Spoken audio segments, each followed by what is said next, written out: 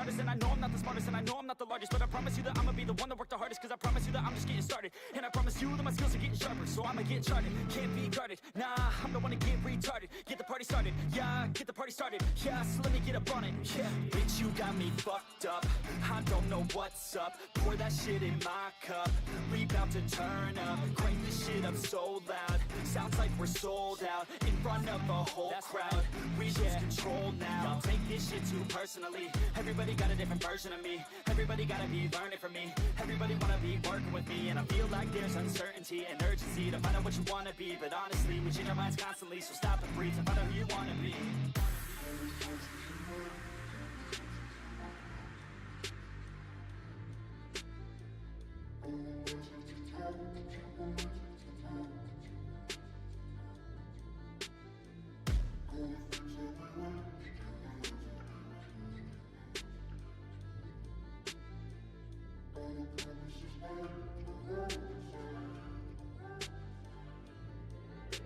Failure ain't an option, so I'd be cautious. I hope that you're watching. Don't try to stop this, work until I'm nauseous, cause I will not quit, no, because I want this. Don't try to stop me, failure ain't an option, so I'd be cautious. I hope that you're watching. Don't try to stop this, work until I'm nauseous,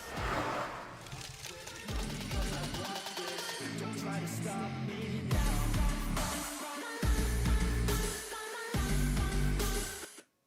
Hey, how's everybody doing? We are going to... where's my phone? There it is. We are going to go live. Our goal today is to get to base camp. So we are going to watch a few videos, but our goal is to get to a base camp video on ball. I like ball. I like talking about ball, so I'm kind of curious where it's going to go.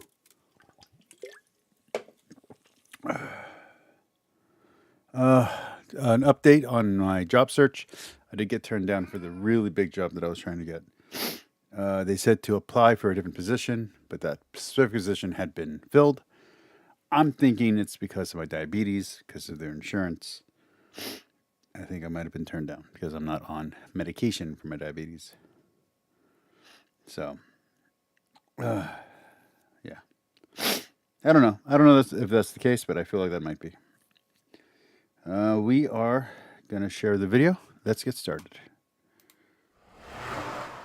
So we're going to start over here with this guy.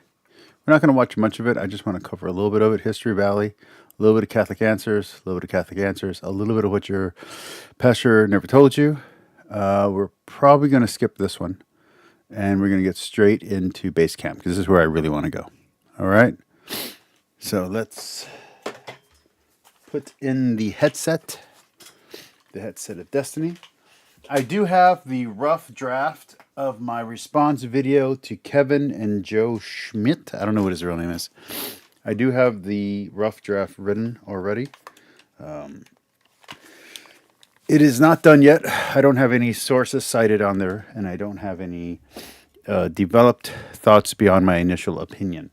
But since I did a two-night critique of Joe, where I was just live reacting, and I was giving my initial responses, I wanted to give a more thought-out response, because I feel Joe deserves that, and I feel Kevin deserves that. And I'm not doing this for Kevin or Joe, just to be very clear. It's just, I don't get to do enough philosophy on this channel, and this is a good excuse to do philosophy. And everybody, my audience, you all seem to have enjoyed watching those videos, so I'd like to keep a good thing going. All right, let's start off with Stephen. We'll do just a little bit of this one, and we're going to get to base camp over here. This is our goal. And maybe Jonathan Pergro at some point, but not today. All right.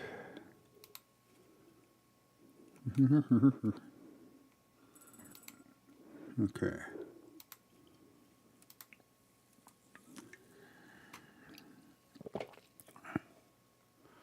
There we go. Oh, still music. Okay, let's see. Me that there are in many ways, who was Stephen? Why was he killed? I would want to say that I mean, my best guess is that Stephen is a literary creation of Acts, and the story of his death is a way So I've for. noticed that a lot of scholars seem to be trying to attack Acts and claim that it's not historical, which is funny because most apologists say it's the most historical book in the Bible, and the hey Zach, it looks like most of the scholars that are on YouTube are right now trying to discredit Acts. So that's kind of funny. A little They irony. want the author of Acts to center on a killing of a Jesus believer that has nothing to do with Romans. That is, there are no Romans involved. That puts the violence of the death directly on Jews, and that is a central concern of I don't think it has to do anything with putting it on Jews. I think it has to do with putting it on Paul. the author of Acts, I would say, in this second volume, because he would like, I think, if he was not bound by the traditions that were known, he would like also to say that the death of Jesus was instigated by non-believing Jews, and that Paul was arrested and tried and even executed, if you could say that, by non-believing Jews. But in the cases of Jesus and Paul, there are clear known traditions about Roman involvement, in fact, Roman instigation of crucifixion and Roman instigation of the arrest of Paul. Stephen, on the other hand, part of the reason I would suggest that he's likely fictional are. You know, it's interesting in the scholarship how, if you're an apologist, you're going to argue that it was the people who betrayed God. Like, no one's arguing that it's the Jews. It's arguing that it's the people, like it's humanity itself that betrayed Jesus. Fallen nature, original sin, whatever you want to call it. And yet, in the scholarship, they seem to be trying to point to Christians blaming Jews and saying that, well, Christians are saying it was the Romans and it wasn't the Rome, or that Christians are saying that it wasn't Rome, that it has to be the Jews. And Christians aren't saying that. So I don't know where they're getting that. And I've read plenty of commentary where it's very explicit that it's not what's being said. So I feel like it's anti Christian, maybe anti evangelical bias. I would love to say that it's just people being offended by John Christensen, but it seems like there's something more going on than that.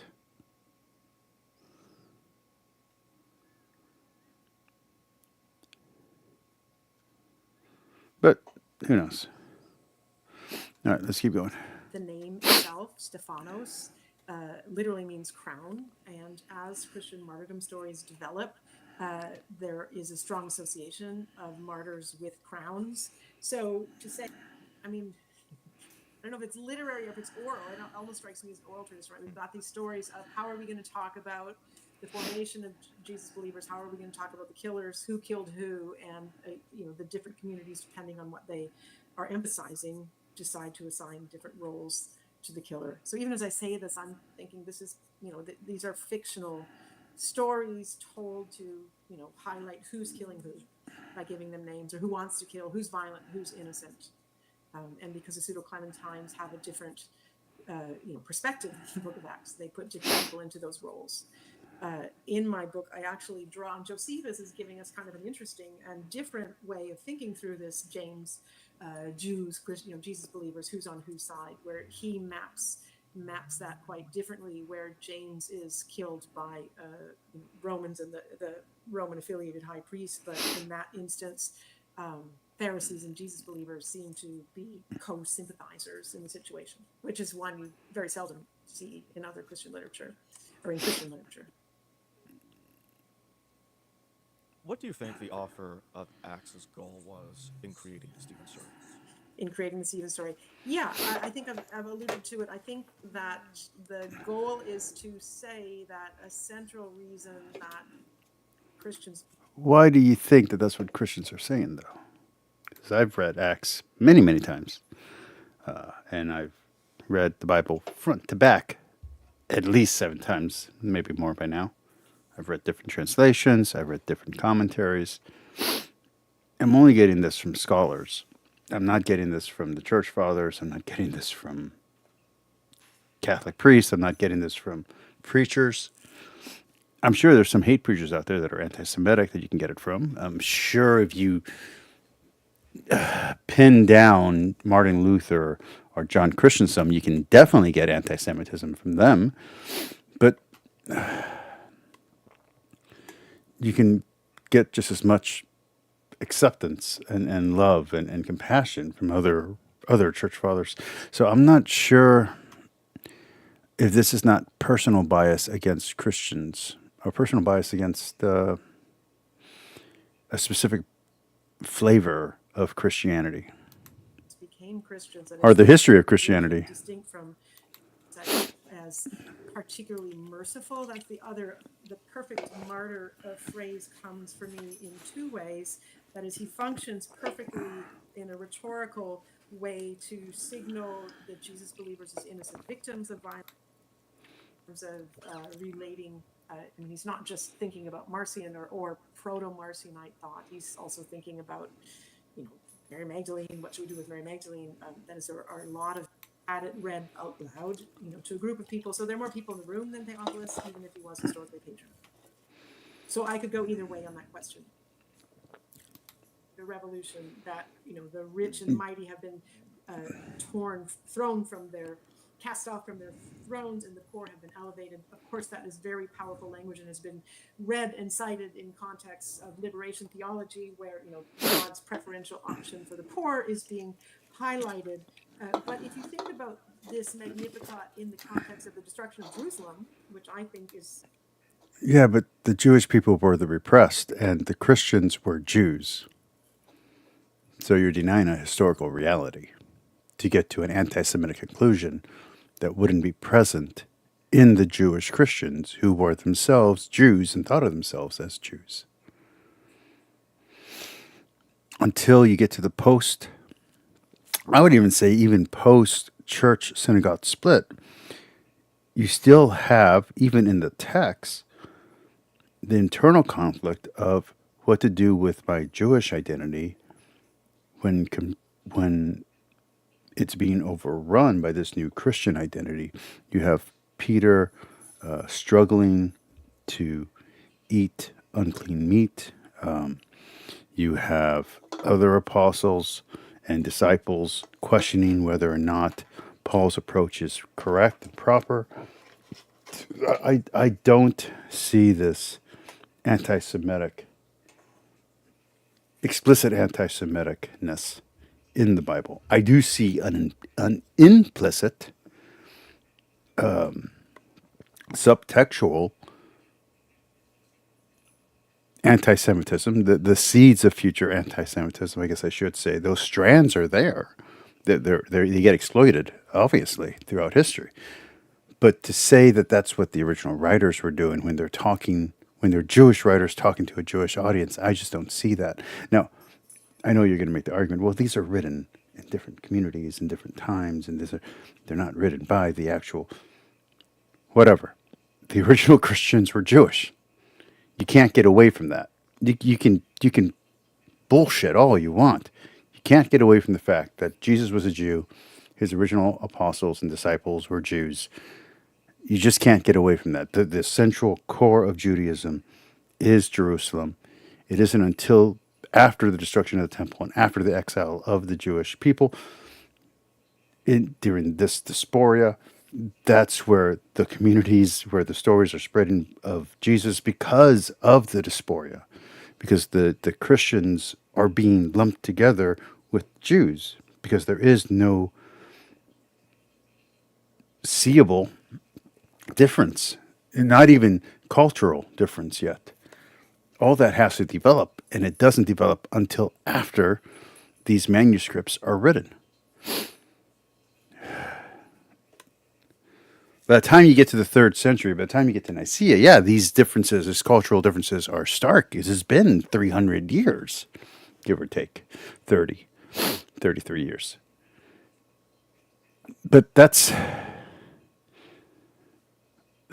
300-year development. That's longer than How long has the United States been the United States? Has the United States been around for 300 years?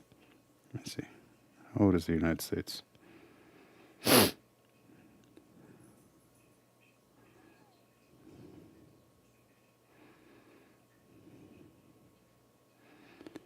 United States is 248 years. So you're talking about a distance of time from Nicaea, from the completion of the Bible to Nicaea, of longer than the United States has been the United States. So I don't. I think you're wrong, Thomas, because AI Overview says 248. And AI Overview has never led me wrong. I don't know who AI Overview is. I don't know if it's Gemini. I don't know if it's. I don't know who the other freaking brands are. I don't even know what freaking search engine I'm using. One context to think about. The words can sound more vindictive or about who's being thrown down. And so I contrast that with Second Esdras, which is mourning or lamenting the suffering I love you, Thomas. of Jerusalem, particularly the temple, and the people in Jerusalem who have been taken away. Mourning and lament in Second Esdras. It's all right. Every once in a while, I wake up and it's still 1999. If we're thinking about the destruction, that has a different resonance than Mary's Magnificat, which is celebrating, oh great, we've been saved from our enemies, right? The rich and mighty have been thrown down. In reference to page 109. The text critical problem about the dying prayer of Jesus at Luke 23:34a and its absence from several significant textual witnesses, including P75 as well as B and D. Yes.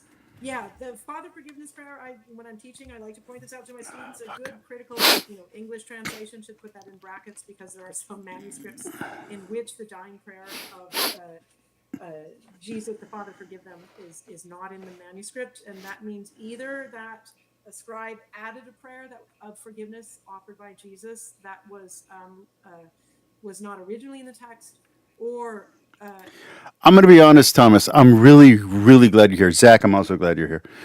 But Thomas, I'm really glad you're here because I almost didn't do the show tonight. I was debating going to either see Beetlejuice or Am I Racist? I really was. I was debating watching a movie tonight instead of doing the stream. So I'm glad you're here because it makes me doing the stream feel like it's worth it. So thank you. a scribe saw the Father Forgiveness prayer and decided to emphasize it. For a long time, the text critical thinking was... I've now skateboarded all the way around my neighborhood twice. So that was fun. That no scribe would ever do something such as excise or scratch out or mutilate the words of the Savior. So it must, right? Okay, she's starting to lose the thread. They're deep into their woods. Let's move on. Was not that violence would not be. So Matthew 16, the keys to the kingdom of heaven, and we talk about Isaiah 22 and what Revelation, key of David. And some people told me, well, there was another one that I was going to watch that I deleted off the view list. I don't know why I deleted it. I just know after I watched it, I immediately was like, Trago, come on, that's the keys in Matthew 16, but what is a singular tense key of David? It can't be the same thing. And I'm like, it is, but I don't know. I need a better answer, so I'm hoping you'll get your advice. Okay, I'm 44 years old. I am 44 years old. I don't think I'm going to be doing tricks on my skateboard. So I had to trash one skateboard and I turned it into a balance board. And I'm using that when it's raining or when it's nighttime and I get home and it's too late to go skateboarding. I get on that. I've been practicing my balancing. Okay, whatever. I have one skateboard, exactly one. And it's the 8-inch deck. There we go. It's the 8-inch deck with classic skateboard wheels. That's the only one that I have now is classic skateboard wheels. I do have some from my other skateboards that I took apart that weren't working anymore. I do have some skateboard wheels. I do have some Spitfires on my wish list. But every time I go out on the normal skateboard, I slip, I fall, I trip, whatever. It's not good. But I have my 8.5-inch deck with the fatter all-terrain Bones wheels, the Rough Riders. It's awesome. I love getting on that one, and I'm loving getting on my my land yachts, my longboard. On my longboard, I'm not going to be doing tricks. I mean, it's a longboard, and then the retrospect, the $60 one that I bought, just even like being on the longboard, I'm not even using. It was a waste of $60. To be very blunt, and the bearings on it were terrible. But I'm loving the land yachts. I'm loving the Baker board. I kind of feel like I'm not going to be using my trick board at all because I don't want to hurt. I don't want any broken bones. So do I buy the ribs for railing tricks, assuming that in the future I try to do some tricks? I don't know. I don't know if it's worth it. I don't know. Yes, Jimmy. Yeah, so there is a difference in the way the keys, which is in the plural number, not actually tense. Tense is a part of verbs, but it's in the plural number in Matthew 16. But then in Revelation 3, it's in the singular number, the key of David. And both of these passages hark back to Isaiah 22, where we're told that the chief steward of the house of David had a key, singular number, on his shoulder that was a badge of office.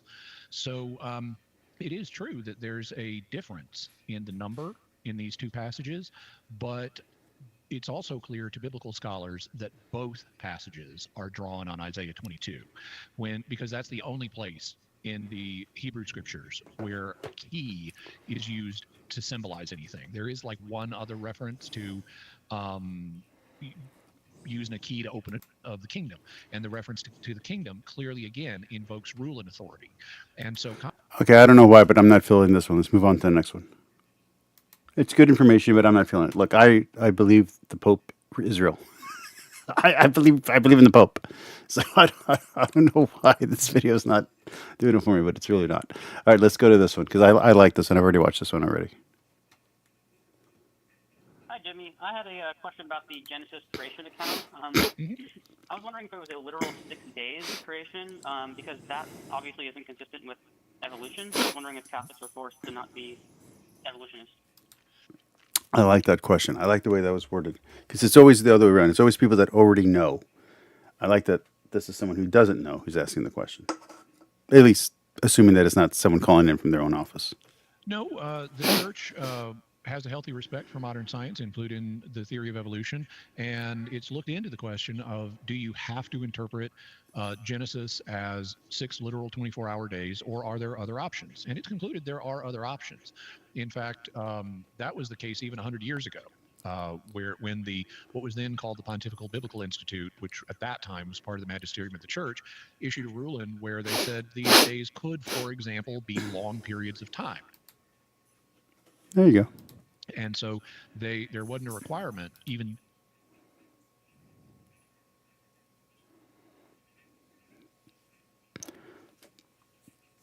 That I think you almost gave me an aneurysm. BS. How do you know Jimmy isn't a leprechaun? For one thing, he doesn't look like a leprechaun. For another, I don't believe in leprechauns. For another, if leprechauns are real, they are just little people. 100 years ago to see them as 24-hour days. Subsequent to that, the Pontifical Biblical Unicorn is just a rhinoceros. Leviathan is just a whale. No, Leviathan is it Behemoth? I think Behemoth is the elephant or the mammoth, and the Leviathan's the whale. It could be the other way around. And I think Dan McKellen's getting it wrong. I am challenging Dan McKellen to a bench press off. Okay? To a bench press competition. Winner is the greatest apologist or anti-apologist on YouTube. How we shall determine is bench pressing. And I think this should go for everyone. I want Trent Horn and Gavin Ortlund in a jiu-jitsu match. Legitimate jiu-jitsu match to decide who's the best apologist. I want Jimmy Aiken. I want Trent Horn versus Gavin Ortland in a jiu-jitsu match, not a boxing match, because I feel like Gavin Ortland would have the advantage in the boxing match. Let's make it a little unfair. I want Trent Horn versus Gavin Ortland, and I want it to happen. I want me versus Dan McCullen on a bench press off. Whoever can bench the most, one rep max, is the better anti-apologist, and whoever wins the jiu-jitsu match is the better apologist. We can do this with William Lane Craig. I don't know what sport he'd be good at, but maybe video gaming. You know, man. But yeah, I think this should be the way we settle things in the future. No more debates online. Let's just have actual random matches in sports that people aren't qualified to compete in. The commission ceased to be part of the Magic. Yes. No. Not Aiken versus Holdsworth, although they're both redheads. So that kind of works. It's kind of a theme. You would need to have Holdsworth versus Mindshift. Holdsworth versus Mindshift on a slap fight. Regulation slap fight. Holdsworth versus Mindshift. Make it happen. The winner gets both channels. The loser has to get off of YouTube. Mysterium, and that ruling lapsed. But today there's even more flexibility. You had, for example, in the 1950s, after the big Clip that BS. Clip it. Make it go viral. Let's make it happen. Hey, Lisa. Big Bang had been discovered by the Belgian priest Father Joseph Lemaitre. Pius I want Holdsworth versus Mindshift to be a real thing. Let's make it happen, BS. XII gave a set of speeches in which Pope Pius XII gave a set of speeches in which he talked about the scientific evidence, and he had no problem with the idea that the universe was billions of years old and that the Earth itself was billions of years old. So you find the Pope himself endorsing that idea just based on scientific grounds. The most Lisa, are you talking to me? Or are you talking to BS? recent prominent statement on this is found in the Catechism of the Catholic Church, where it says that the Genesis text in Genesis 1 symbolically presents. Yeah, I'm good. I didn't get the job that I applied for. I thinking because I'm diabetic without medication that might be the reason why they turned me down. I don't know. They did tell me to apply for a different position, but it was a standardized email, so I couldn't get anything out of it. But I'm going to keep applying. I'm not going to stop doing the 40-day thing. I need more income to take care of my dad, so I got to go back to a real job regardless. So I can't stop just because I got one little piece of bad news. It's the work of the Creator as a succession of 6 days. And I will be launching the GoFundMe soon, okay? So that's even a positive plug. Now, if someone disagreed and said, Isn't there another Lisa that's a pro-Christian that's like not fun to deal with? We should have Lisa versus whoever that is, whoever that person is, and yeah, not the nice lady, not the nice Christian lady who's on people's channels. Brian Holdsworth Zach is a really popular. Well, he's not so popular anymore. He was a really popular Catholic apologist, and he's not trained, he's not educated in any of this. He just happened to have been popular before these guys became popular. And like these guys are already doing their apologetics thing, but he became popular on YouTube before they became popular on YouTube. They had their own stuff going on. Catholic Answers did.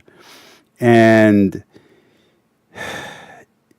he was throwing meat to the rad trads, which is like radical traditionalist, and he was getting really popular at the same time as like Tyler Marshall and other guys like that.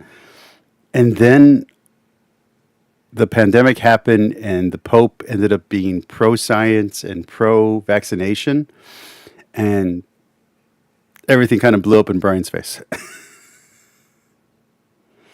My channel didn't see any growth from that, but that's okay.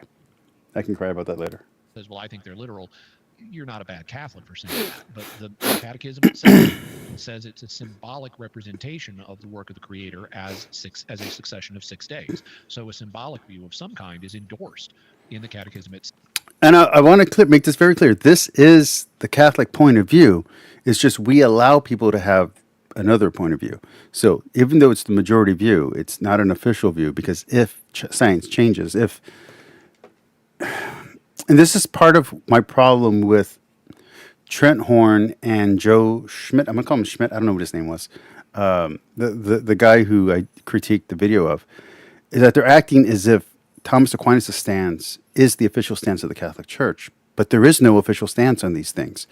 Because if we tie ourselves to the Big Bang, which right now is the consensus, if the Big Bang ever gets disproven, suddenly our belief system crumbles. So we don't tie ourselves to non-biblical stances. We allow them, and we, as a group, decide, yeah, this one makes sense, this one doesn't.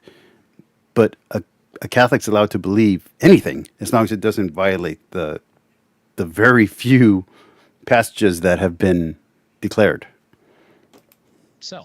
I've done a lot of research on this and writing about it. We're a little shy for time right now, but if you would like more information about this, I'd recommend three episodes of Jimmy Akin's Mysterious World to you. They're episodes 119, 120, and 121. Okay, now he's self-promoting. Let's move on. Bam. Oh, I felt it. I felt the commercial coming. Did you feel it? I felt it. Against one of his enemies, the place and the area where the ancient Israelites lived. So people interested in the Bible will Has anyone here played Skater XL or Session? I'm debating buying these games. I just bought Tony Hawk's, the remake of Tony Hawk 1 and 2, because it was only $15. I can afford that. But Session is like $60. Skater XL is like $50. I don't want to buy them if they're not good games. So if anyone's played them, let me know. in some ways need to know about this because it informs so much of the discussion of what the biblical writers were writing about. So first of all, let's talk about just the Baal cycle. Could you just give us I guess it's probably good to start with the background. So like, when was it written? Who was it written by? What is the language? Yeah, the Baal cycle, as it is called today, is preserved to us from Ugarit on the coast of what is today Syria. That's all right, Lisa. You don't have to be sorry. I appreciate you just having an opinion and being here. Thank you. And it was written down there in the local Northwest Semitic language, which we call Ugaritic today.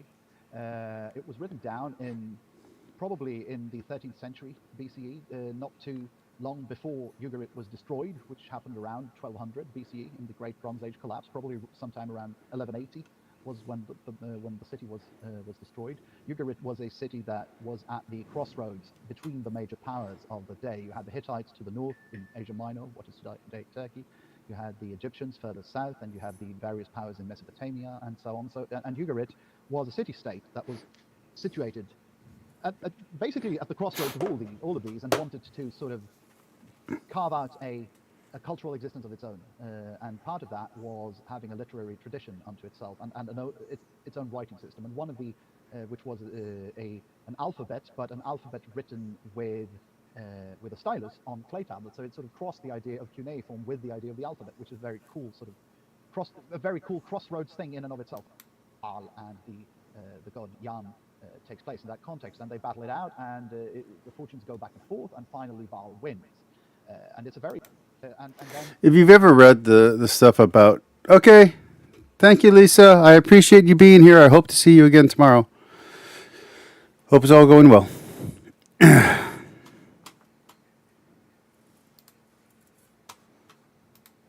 Baal actually comes back to life, and they have it out on Baal's mountain. They have like a big cosmic wrestling match, Baal and Mort, who is to win. And it basically ends in a draw. That's a very interesting existential end.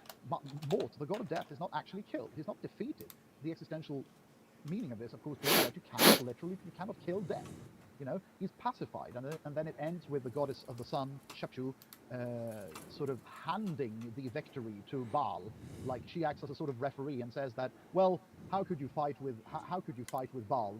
And basically saying, let's give him the victory, and then the text ends with a hymn to her. Actually, If you haven't read any of I guess they're calling it the Baal cycle or the Baalic cycle. If you haven't read any of it, you really should. They're really good stories. They're classical stories, and even though there's leaps of logic in the story, there's pieces that are not developed very well.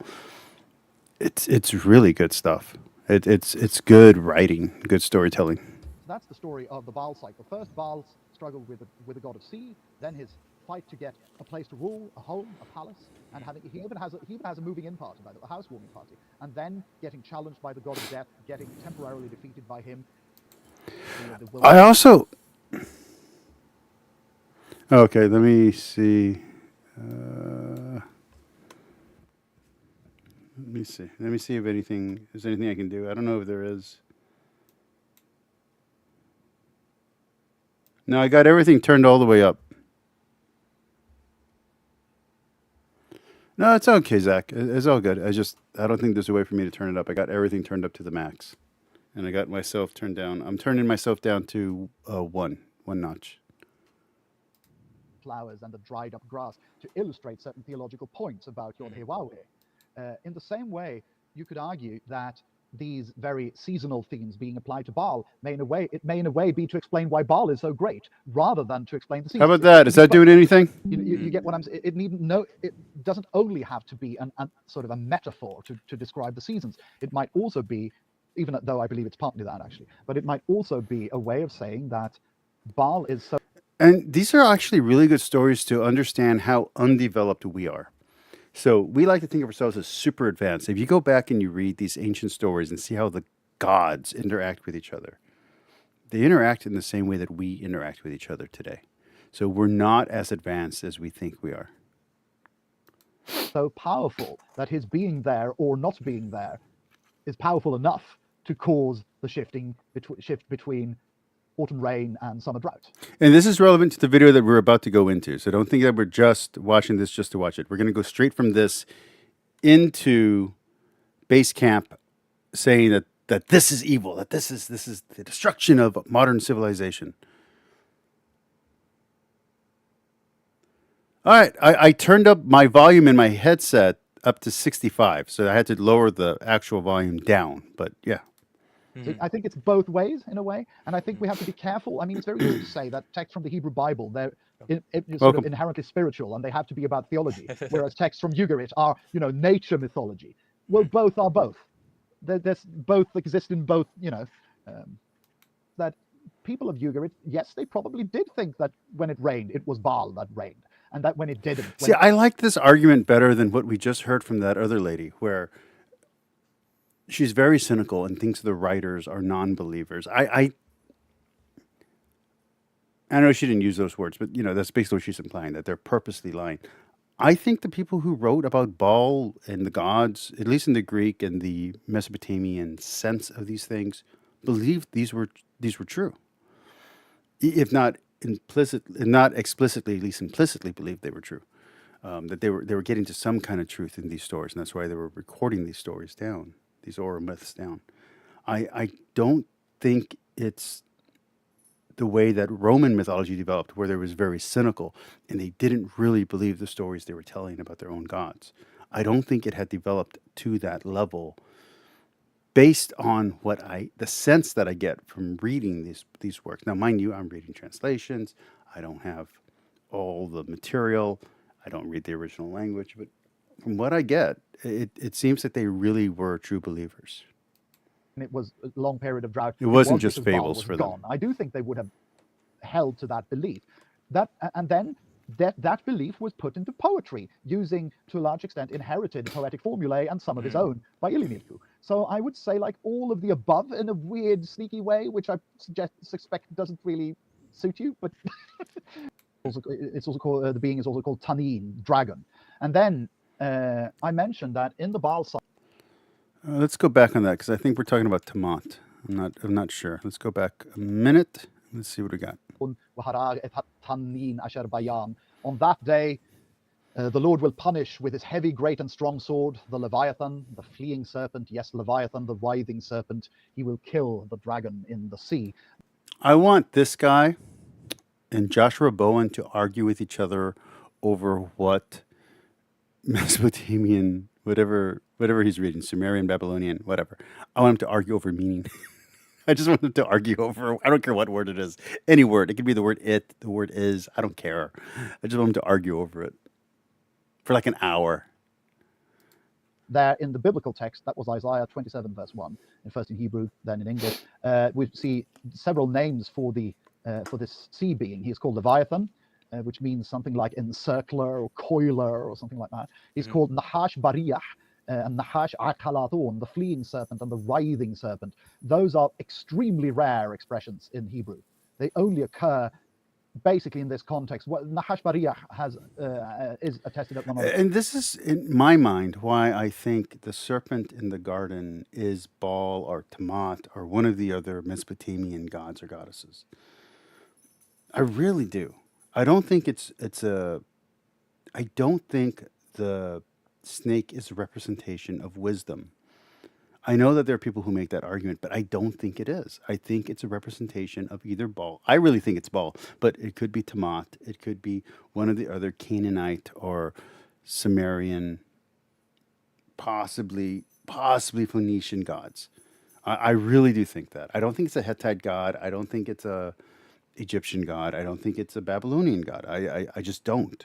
It could be a Babylonian god, but I don't think it is. If it is a Babylonian god, it would come from the tradition out of Ur, possibly. But I really feel like it's Baal. I really feel like it's Baal. And again, this is just a feeling. I don't know. It could be any Canaanite, Semitic, Phoenician god. It could. But I really do think it's coming from either Neo-Babylonia or from Assyria. I don't feel it's coming from Old Babylon. I don't feel it's coming from Old Babylon. I just don't. I think it's too late. When it's getting written down, it's too late in the cycle to be an extension of the old Babylonic stories, because that version of Babylon had ceased to exist for a long time. Maybe Neo-Assyrian, maybe Neo-Babylonian. I just don't think it's Old Babylon. And I think it's more likely Canaanite or Phoenician. I'm basing that on nothing, just pure intuition. The place, but it's an extremely rare expression, and it's also called the being is also called Tanin, dragon. And then I mentioned that in the Baal cycle, when Mort makes his big appearance on the scene, taunting Baal, when Baal has moved into his palace, has had his housewarming party, he taunts him and says, the vowels here are reconstructed. You know, Ugaritic is mostly written without vowels, so the vowels are reconstructed. And he said something like this: تكلي بثنا كلتانا شليت آدي شبعاتي رأشيما. And then we don't really know the vocalization of the next word. It's tatkah tatarab shamuma. When you smote Litan, which is the same word as Leviathan, the fleeing serpent, killed off the writhing serpent, the ruler with 7 heads, the heavens will burn hot, they will be weakened, or they will shine. Here we have the exact same terminology. We have the name Leviathan. We have the term the fleeing serpent, barihu, which is bariyah in Hebrew, fleeing. Yeah, you have it right on there. And then you have this term akalatanu, which is the exact cognate of Hebrew, this super rare word akalathon, writhing serpent. And so this is close enough to look as though it were a quotation. It isn't a quotation. What it is an example of the writer of Isaiah. I'm now not even talking. I'm just incredibly interested in this, which means you guys probably don't care. The stuff that I find interesting, most people don't care about. I get that, but I find this incredibly interesting. I want to put it on slow-mo and just play it back 4 or 5 times. Reaching back to the common poetic mold, the common poetic linguistic sphere that was sort of floating around in Northwest Semitic languages of the time. Hebrew is a Northwest Semitic language, Ugaritic is another, Aramaic is a third. It couldn't really be a quotation because the Ugaritic text like I said, was written down probably in the 13th century BCE, and Isaiah 27:1 is from a part of the book of Isaiah that's mostly regarded as being pretty late. Some would say as late as perhaps the Hellenistic era. Not all would agree, but there's probably almost like a millennium between these texts. And there's no reason to presuppose, I think, that the author of Isaiah 27:1 ever. And that's what I was just saying. I think, and again, he's making a linguistic argument. I'm not making a linguistic argument, but the arguments line up perfectly, which is, I think it is too old of a tradition for it to be the Babylonic Baal, or whatever his name was in Babylon. I think it has to be a Neo-Babylonian or Neo-Assyrian version of Baal. But I still think it's more likely Canaanite or Phoenician. Carthaginian? Maybe. Read the Baal cycle, but they were part of the same bigger literary tradition. They could reach back and use the same, words that were said at the campfires of the day, the metaphorical campfires of the day. And this is something we see again and again and again. Not only do we see similar ideas, the major storm god, Baal, or Yahweh, fighting the god of the sea, or the sea being fighting the Leviathan, or sending rains, all that, but we find literal verbatim correspondences that have to do exactly with this, with inherited poetic motifs. And actually that's exactly what my scholarship is on. It's on these. I have not read his stuff, but I now want to read his stuff. So I might go back and watch this video again just to get his name and buy all of his books. Straight up. Inherited poetic motifs. That's my jam, if you will. And that's it's my so cool jam. This is one of the most famous examples because the words used are so very rare. That's why it's such a poster boy for this whole concept. Okay, we're at 45. Let's move on. I promised we would get to base camp, and we're going to get to base camp. Here we go.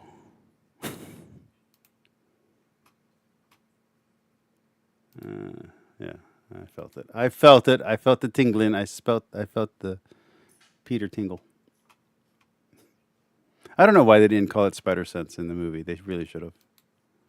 Oh, I've heard that Transformers 1, which looks horrible in its commercials, is actually good. I'm a huge Transformers fan, so if that's true, that will be amazing because the trailer looks like shit.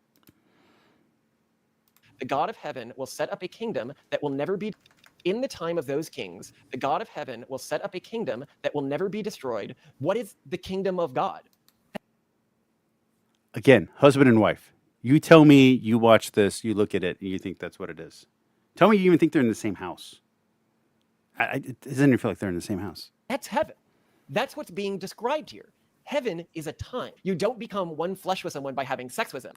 Is that two people having a child together does literally make two people one spirit. That makes a lot more sense. Yeah. What is I think going anti-spiritual is a mark against Origin, and I think it's a mistake.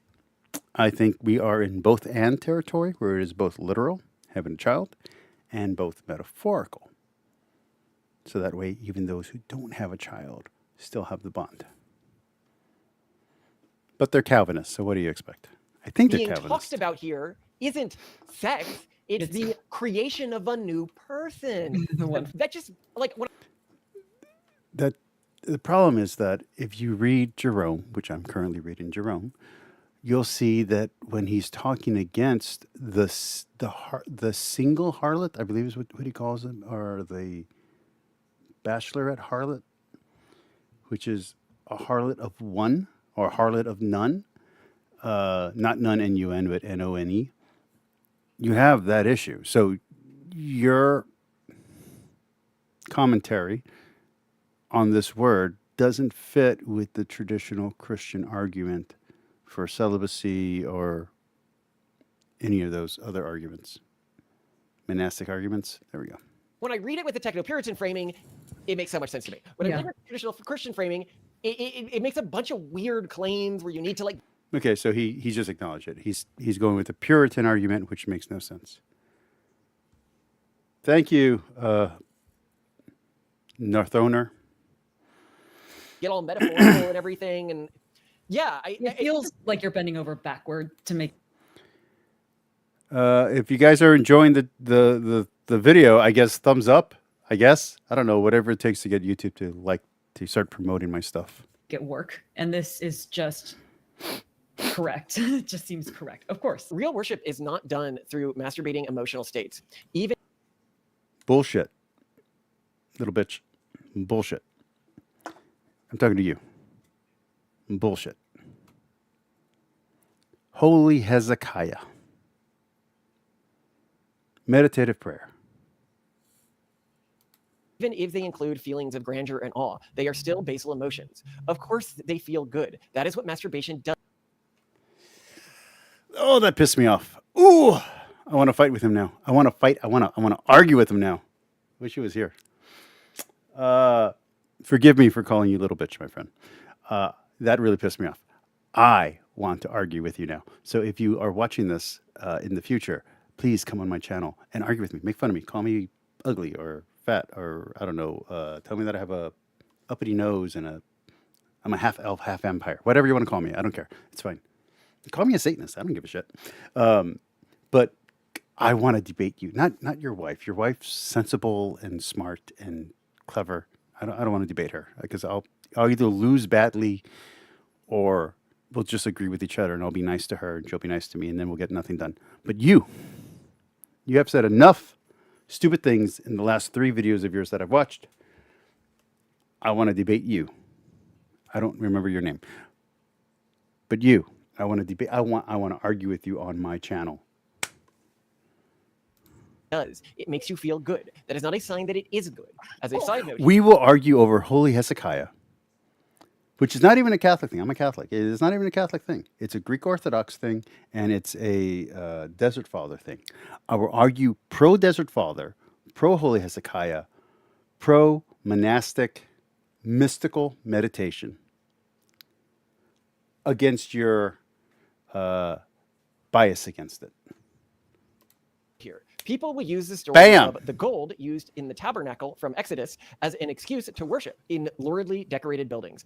However, it is important to remember that we believe some polytheistic stories and tales worked their way into the religious texts like the Bible, especially when you're talking about older texts like Exodus, but that God loudly and explicitly marks where this has happened, so anyone paying even the littlest bit of attention will notice.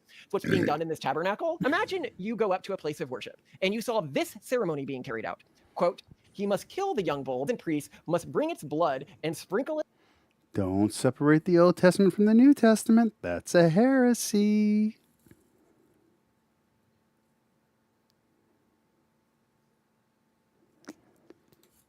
On all sides of the altar, it must be a dove or young pigeon. The priest will bring it to the altar and pull off its head, which he will burn on the altar. The bird's blood must be drained out the side of the altar. Then he must tear the bird open by its wings.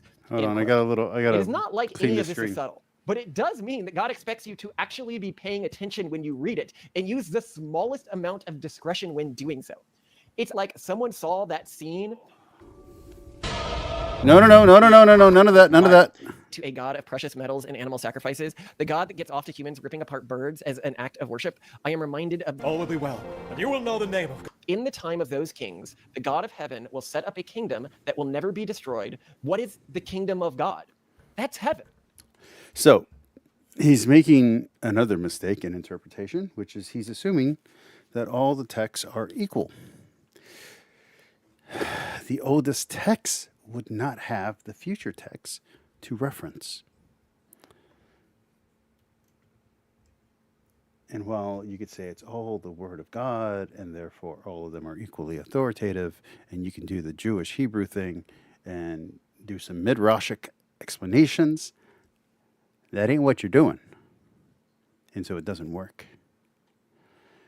You're trying to insert post-biblical, I'm guessing Calvinistic ideas here, or puritanical ideas that have nothing to do with the Jewish culture that wrote, or the Semitic culture that wrote these actual words. You're divorcing too far from the context, and you're not even using typology. And in fact, I'm guessing, by the way, that you're arguing against typology, which means ding, ding, ding, ding, ding, heretic. That's what's being described here. Heaven is a time. You don't become one flesh with someone by having sex with them. Is Jerome would wipe the floor with you, my friend. that two people having a child together does So would John Christensen, by the way. literally make two people one spirit. That makes a one lot flesh. more sense. Yeah. What is being talked about here isn't sex, it's the creation of a new person. It's amazing. It's like how, imagine if you can make a new person without having sex. You know, the ancient writers must have knew about genetics and gene splicing, or you're just wrong. That just, like, when I read it with the techno-Puritan framing, it makes so much sense to me. When I read it with the traditional Christian framing, it makes a bunch of weird claims where you need to, like, get all metaphorical and everything, and That's because there's multiple ways to understand the Bible. And I'm just going to open it up. I'm going to do it today. I'm going to do it. I'm going to open up the file. Hold on. Because every time I do this, I accidentally show my screen. So we're going to do that so you don't see what I'm posting. And let's open it up. I'm going to be smart today. No doxing myself today, people. No doxing myself today. Watch right now. Everything's going to just pop up. Okay, let's go with, what did I call it? 5 ways? 8 ways? Ways? I don't know. Ways? Where is this? Where is this document? Story, V2 list, dangers, nursing, final attempt, Catholic intro to second draft. Wow, I've written so much stuff. It's so annoying. Programming, perspective summary, prescription summary, heresies against heresies, justification, census. There it is. Bam! I'm going to print it out and I am going to put it back here and for all of you to see. That way this young gentleman can learn. I'm going to go ahead and play some of his video while I'm setting up the printer because the printer's off. I got to go turn it on. Let's watch a little bit more of this guy. I'll be right back. We're going to let him play. We're going to let him talk. We're going to let him talk while I turn on my printer. yeah, It feels like you're bending over backward to make it work. And this is just correct. It just seems correct. Of course. Real worship is not done through masturbating emotional states. Even if they include feelings of grandeur and awe, they are still basal emotions. Of course, they feel good. That is what masturbation does. It makes you feel good. That is not a sign that it is good. As a side note here, people will use the story of the gold used in the tabernacle from Exodus as an excuse to worship in luridly decorated buildings. However, it is important to remember that we believe some polytheistic stories and tales worked their way into I the realize religious he's text, probably like the not Bible, crass. especially when And I talking know about it's older going to texts turn like off some of the Exodus. Christians that But are watching God this loved- right now. But I just want to call him a flying fuck. You know what I mean? Like, I want to call him a flying fuck or the flying fuck. Ooh, the flying fuck. I like him. I like him a lot. I want to date him. Let's make it happen. Let's have like a 3 debate thing. Back when I was dating, like I could never get past the 3rd date. I want to do 3 dates with him. I want one date on my channel, one date on his channel, and then one date on someone else's channel. I don't know, maybe B.S. Lewis. Maybe Kevin. Maybe Kevin will host it. And so we can have like bam, bam, bam, and then never see each other again. And then 10 years from now, I'll be like, hey, I debated that guy. loudly and explicitly marks where this has happened, so anyone paying even the littlest bit of attention will notice. What's being done in this tabernacle? Imagine you go up to a place of worship and you saw this. Anybody? Oh, this is too much for this channel. I think if I say this, it's gonna like I'll lose all my Christian subscribers. I'm not gonna say it. I was gonna make a joke. I was gonna make a reference to a specific 2 people that begins with an F and has a number 1 in it. But if I make that reference, I think I lose what little audience of Christians I have left watching this thing. Ceremony being carried out. Quote, he must kill the young bull, and priest must bring its blood and sprinkle it on all sides of the altar. It must be I want to be clear because there's some people like Brian Halsworth who have no sense of humor. Me insulting this guy is not me insulting this guy. I like him. Okay? It's my way of flirting. Okay? It's my way of saying, I want you to come on this channel and argue with me. I want to argue with this guy. Okay? You would know this if you debated atheists more actively on your channel. Atheists, scholars, whatever. The very first thing Kip Davis ever said to me was, you have a horrible interpretation of the Bible. You don't know what you're talking about. Okay, this is just how we talk. This is how we communicate. It's like Batman and Superman. The first time they meet, it's a fight, and then they get to be friends. I'm Batman in this scenario. You're Aqualad?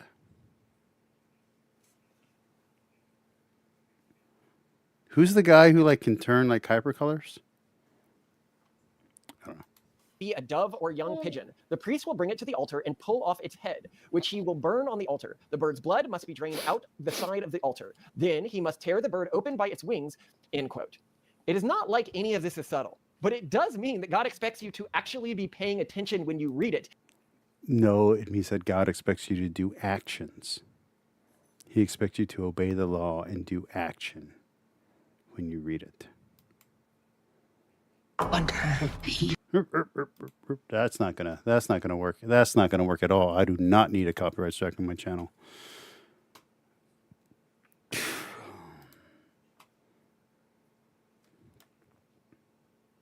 Fine, good. Although this one could also be called the New Covenant. I saved this track for later because I suspect it is going to anger more people than our other tracks, both because it has much more radical reinterpretations of classical biblical stories than we have gone into before this, like the tabernacle as well as Nebuchadnezzar's dream, and it regards sin and telling people that they are sinners, which is never popular.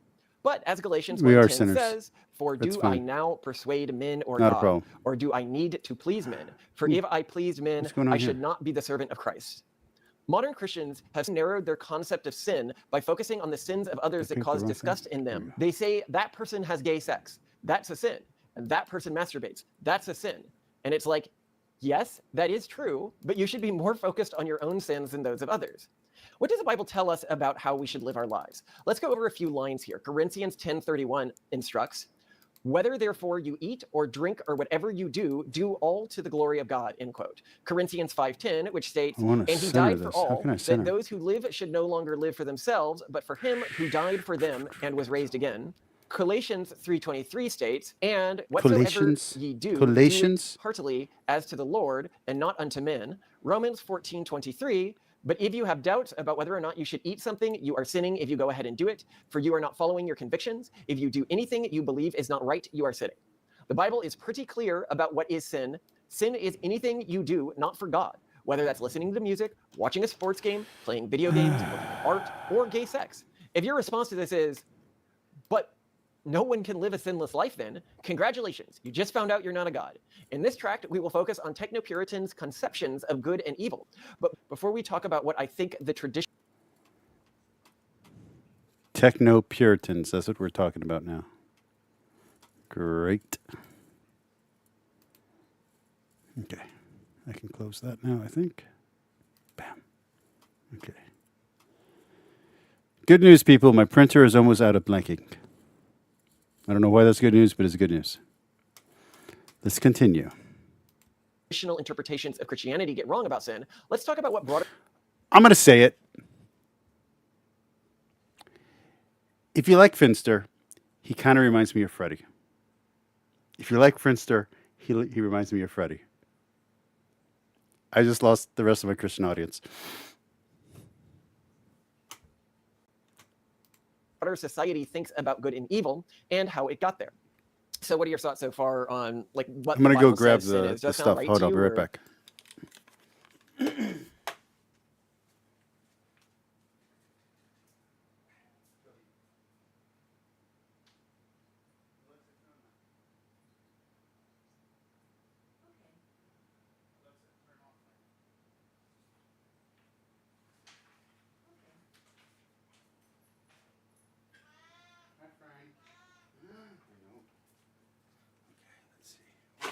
I need to put this where Where will you see this?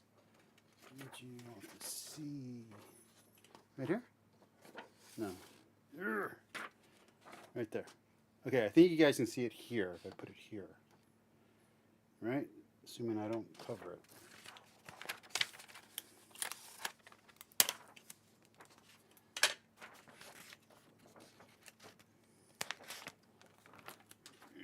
Let's see, right there like that. Yeah, I think that's right. This will work. Okay. There we go. Okay. Can you guys see it? Is it not flipped? I think it's flipped. Is it flipped? I hope it's not flipped. I don't know how to print it backwards. Okay, let's get to this. Don't be flipped. Are you flipped? Are you flipped or are you readable? I think you flipped. I think it's flipped. I think it's flipped.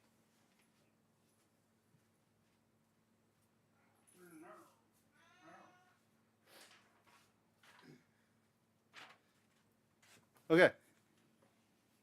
Here we go. So, assuming that's not flipped, but I think it is. From John Chrysostom, Theodore, Augustine, and Martin Luther, we have the literal historical interpretation of any given verse of the Bible. From Origen, we have the spiritual interpretation of any verse in the Bible. From Origen again, we have the allegorical interpretation of any verse in the Bible. From Jerome and Origen, we have the tropological, or the more ethical interpretation of any verse in the Bible. Other interpretations from major figures, there's Augustine, which would be the liturgical. There's mystery, which is kind of all the Desert Fathers and almost all of Eastern Christianity, mystical Christianity. Then you have typological, which is going to be from Peter, Paul, Jesus, Mark, Matthew, and John. They all do typological arguments. So if you're ignoring typological arguments and you're taking it over literal, you're actually defying St. Peter, St. Paul, Jesus, Christ, St. Mark, St. Matthew, and St. John. It's FYI. That is how they interpret. Jesus himself does typological reinterpretations of the Old Testament in the Gospels. Theora, which is also called mystical or meditative, contemplative. This is exactly what you're arguing against. This is what you're calling masturbatory. This is Gregory of Nyssa. This is one of the greatest saints, greatest theologians of all time. He is one of the founders of Eastern Greek, if you will, Orthodox theology. You know, a theology and a version of Christianity that existed long before Protestantism was even a thing. You're talking about pre-split with the Catholic Church, when the Catholic Church and the Orthodox Church were one church, you know, the one true church. Gregory of Nyssa. Then you have the individual genres, which changes how you interpret things, which is history, apocalypse, epistle, epic, polemic, gospel, legal code, poetry. Did I say? Yeah, poetic, liturgical, prophetic, and wisdom or philosophy. There's also subgenres like genealogies, fables, parables, morals that are contained within the genres of each writing. I'm going to leave that up. Hopefully that's legible. If not, I'll have to find a way to print it out backwards.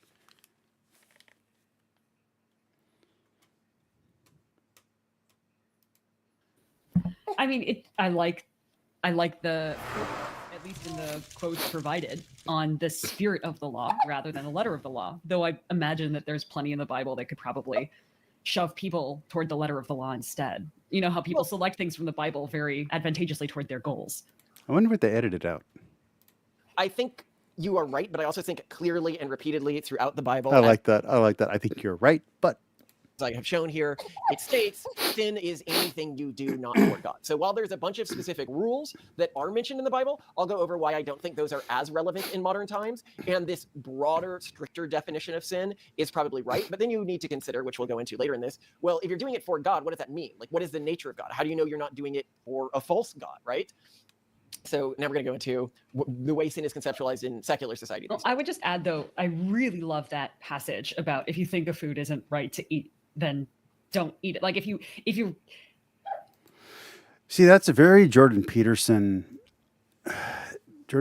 understanding of sin, which is heretical, by the way, is that sin is that which you yourself define as sin. If you do something, I mean, he's almost talking. Why can I never remember his name? Oh, the Russian mystic.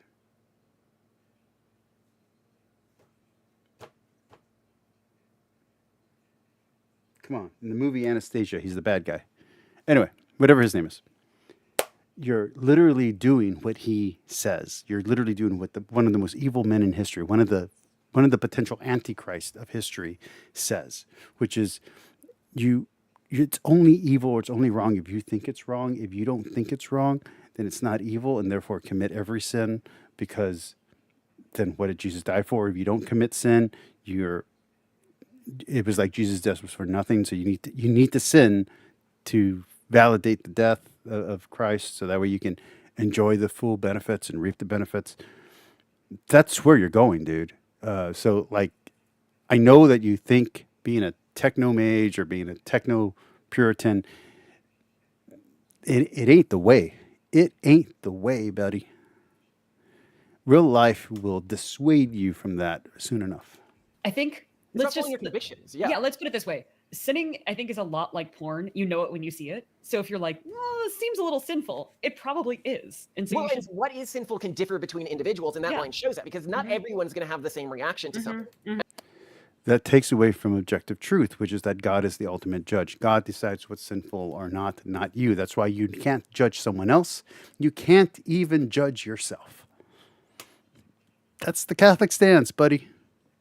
That's why when radical traditionalists start judging other people, and the ultra fundamentalist Christians, which I don't have a good term for that, but it's a term that Trent Horn has started using, and I think it's accurate. It is something that's coming from evangelicalism that's entering into the Catholic Church, which I am very unhappy about. These fundamentalist Christians, these fundamentalist Catholics, when they start judging people and saying they know their heart, you're literally going against what the Bible says. You can't even judge yourself. You don't know if you're going to heaven or hell. You don't even know. And I think that the strength of your reaction to something is correlated to your individual susceptibility to that form of sin. You're falling into Jordan Peterson's heresy here. What is that guy's name? Rasputin. There we go. I didn't even get to look it up. It came to my head. Rasputin. You're making Rasputin's argument, man. When I talk about susceptibility, And if you're going to be like, oh, that's not the real Rasputin. Okay, you're making the fictional Rasputin's argument. to a form of sin, it's how much is that sin going to pull you away from God. And so you think of something like drinking, right? Like, to one individual. Okay. Venial and mortal sins. There are certain sins that kill you to God.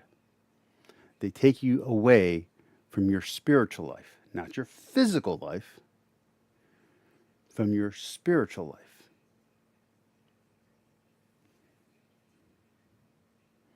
It's one death, and to die in sin is to die death a second time.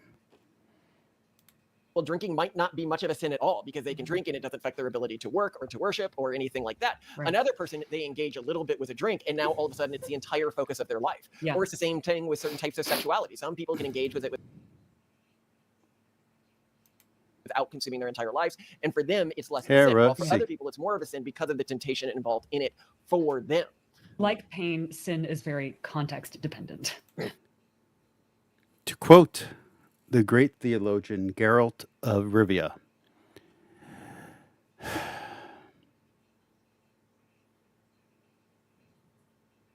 minor evil, great evil. What's the difference? It's all just evil. Yes.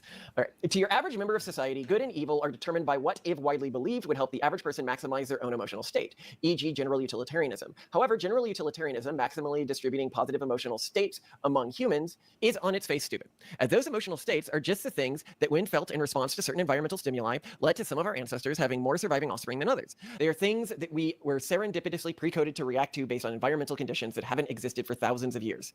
As we have said ad nauseum, humans coming up with a utilitarian value system is like a society of paperclip maximizers coming together and building an ethical system.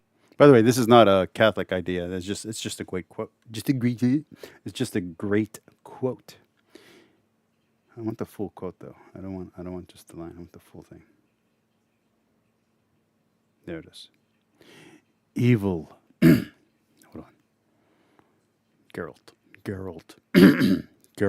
There we go. Siri. Okay, there we go. Not you. Not you. Evil is evil. Sternborg. Lesser, greater, middling. It's all the same. Proportions are negotiated. Boundaries blurred. I'm not a pious hermit. I haven't done only good in my life. But if I'm to choose between one evil and another, then I prefer not to choose at all. How's that? Am I getting the part for the next Witcher? Based on the number of paperclips in the world. Your programming is just that. You're programming, not a sign of intrinsic value.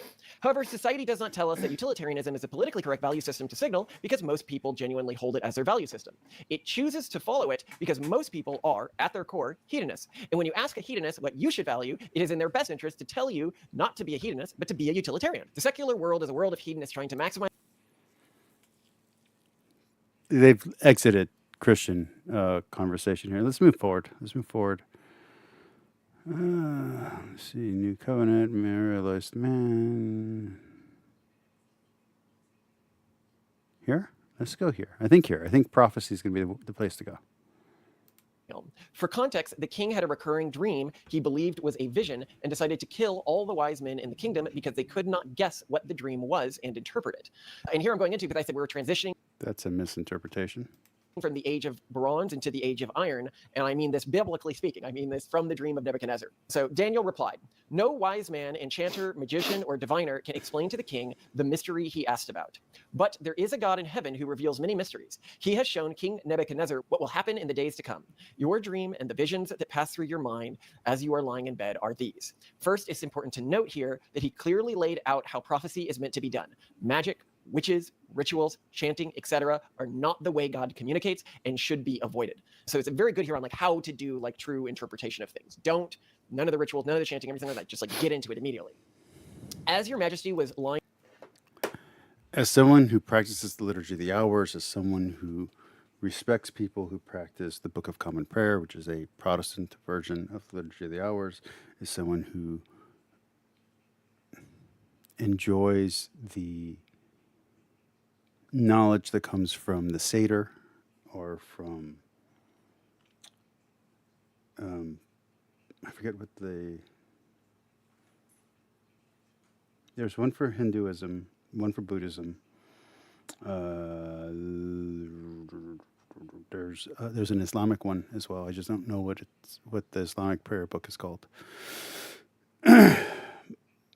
But as a believer in Holy Hezekiah, as a believer in the Liturgy of the Hours and the Divine Office, as someone whose father prays the Rosary, I gotta say, you're just wrong. You're just wrong. That's like saying, oh, well, Jewish people don't have true religion or don't have true faith because they do repetitive prayers. You are stuck in a puritanical American Christianity mindset that has nothing to do with the reality of religion globally. lying there, your mind Or the way turned that to it's been things to expressed come, historically. and the revealer of mysteries showed you what is going to happen. As for me, this mystery has been revealed to me not because I have greater wisdom than anyone else alive, but so that your majesty may know the interpretation and that you may understand what went through your mind. Your majesty looked, and there before you stood a large statue, an enormous, dazzling statue, awesome in appearance. The head of the statue was made of pure gold, its chest and arms of silver, its belly and thighs of bronze, its legs of iron, and its feet partly of iron. Oh, for those that watch the kind of stuff that I watch, Neo Unrealist is back. So if you unsubscribe from him, or if you forgot that you were subscribed to him or got unsubscribed from him, he's back on YouTube. I don't know how long he's going to be back. YouTube will probably ban him again. Subscribe to him. Help him out, man. Neo Unrealist is a great commentator, great old school YouTuber. Go follow his channel. And partly of baked clay. While you were watching, a rock was cut out, but not by human hands. It struck the statue on the feet of iron and clay and smashed them. Then the iron, the clay, the bronze, the silver, and the gold were all broken to pieces and became like chaff on a threshing floor in the summer. The wind swept them away without leaving a trace. But the rock that struck the statue became a huge... And they're going to make another heresy here where they're going to confuse that which is created with that which is not created. Huge mountain and filled the whole earth. This was the dream, and now we will interpret it to the king. Your majesty, you are the king of kings. The God of heaven has given you dominion and power and might and glory. In your hands, he has placed all of mankind and all the beasts of the field and all the birds of the sky. Wherever they live, he has made you ruler of them all. You are the head of gold. After you, another kingdom will arrive inferior to yours. Next, a third people are like, ever rule over the whole world. What we're saying is the gold age is the classical age. Then you have the silver age, which is the dark ages, Rome, that general period. Oh my crap. What the mother humper? Are you an idiot? He is not thinking that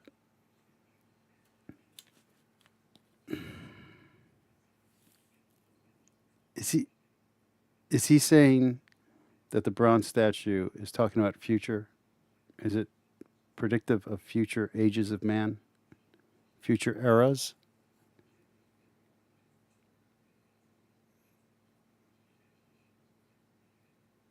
I hope he didn't make that kind of error, because that's a big error. That's a big error. So in Greek, the Greeks have their own understanding of the ages of man. So you have the age of the bronze, the iron, till you get to steel. And each type of man is lesser than the previous man. So the first ones are great, and then each version progressively becomes less and less amazing. That doesn't mean that they were predicting computer science in the digital age. Let alone is, what are we in, Isaiah? I don't know where we're at. Let alone is this story, Daniel, I guess, it's not predicting the future. It's not talking about America. Oh, I hope I didn't hear him say that. I hope that's not what he was implying. Because I really like this guy. I really don't want him to make that level of an error. But it clearly was not. As it stated, the kingdom of bronze ruled over the whole world, and none of them did. The first culture to ever rule over the whole world was the urban monoculture. The kingdom inferior to the high classical age was Rome and the Dark Ages, a period of human history that unless you're talking about the Roman Dark Ages or the Hellenistic Dark Ages, which would be the Mycenaean Age, the fall of the Mycenaean Age. Fine, but if you're talking about the actual Dark Ages, which comes, I don't know, almost 1,000 years after the Bible is done, the Bible can't be talking about that because it was written before it happened. This is not a prophetic text in that way.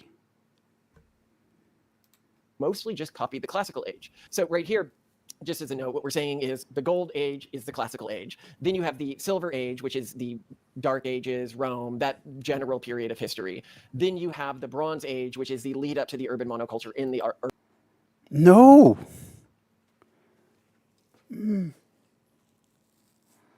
He could still be talking about pre-agrarian society. He can't be talking about modern urbanization. He can't be talking about modern plumbing or modern farming. He has to be talking. Come on, guy. Don't make this kind of error. Urban monoculture, one group that's ruling over the entire world. So what happens after the urban monoculture conquers all of Earth? That is when we move from the world of transitional man to the world of realized man. Finally, there will be a fourth kingdom, strong as iron, for iron breaks and smashes everything. And as iron breaks and smashes things to pieces, so will it crush and break all the others. Just as you saw the feet and the toes were partially of baked clay and partially of iron, so this will be a divided kingdom. Yet it will have some of the strengths of iron in it. It's talking about the history of Israel. And it's talking about Israel dividing. It's a text written later talking about a past time, acting as if it's prophesizing about a future time. You got to know this. Even as you saw iron mixed with clay, as the toes were partly of iron and partly of clay, so this kingdom will be partly strong and partly brittle.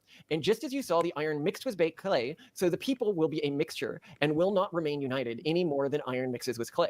The kingdom of iron and clay is describing the covenant of the sons of man, a kingdom made up of multiple types of man living among each other. Oh, I feel like I'm walking on a wire's edge. I don't know where he's going to go, where he's going to make the error that he's already going.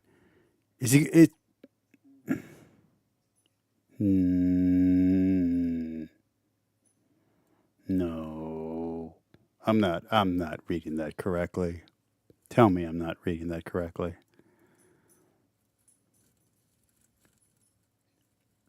The Bible predicted AI generated meta worlds.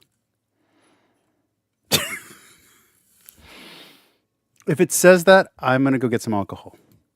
A world of AI and augmented man.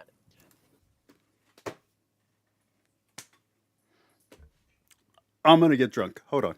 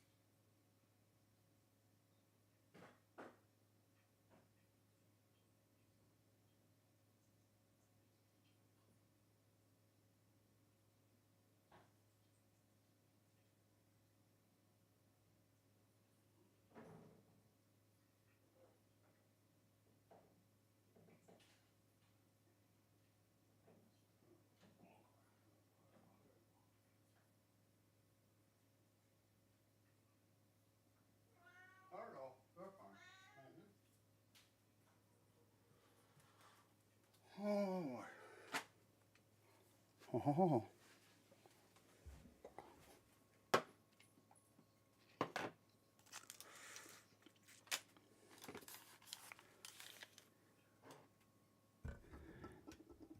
Jameson's.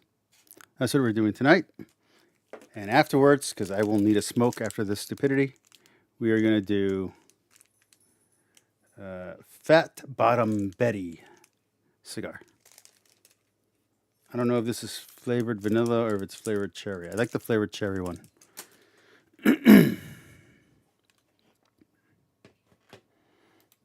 I would note here that the primary component of clay is silicon. If I wanted to describe a world of silicon to a king in the classical age, how would I do it? I would call it clay. In the time of kings, the God of heaven will set up a kingdom that will never be destroyed, nor will it be left to another people. It will crush all those kingdoms and bring them to an end, but it will itself endure forever. This is the meaning of the vision of the rock cut out of the mountain, but not by human hands, a rock that broke the iron, the bronze, the clay, the silver, and the gold pieces. The great God has shown the king what will take place in the future. The dream is true and its interpretation trustworthy. Here we see that in the ultra-pluralistic world of the covenant of the sons of man, the kingdom that eventually becomes becomes God will be generated because of the conflict between the groups. But that conflict is necessary for the creation of, quote, the kingdom that will never be destroyed, end quote. It also makes it clear that realized man, the men of iron, will be one of the players in the conflict and is pivotal to setting up the kingdom that will never be destroyed, the kingdom of God. This is also a reminder that even if we live through times of peace, we should never falter in our advancement of military technology, as it is through a great conflict yet to come that the kingdom of God is created. Actually, I'm going to not go into this yet. I wanted to go into a slight aside here, which is in the Bible, like the way that we interpret the Bible. Whenever you read the word heaven, that has traditionally been interpreted as a place. People hear that and they're like, oh, that's a place. And because we can look out into the cosmos and not see heaven, we assume it's a supernatural place, i.e., I think in a big way, less than natural. Anyways, yeah, it says.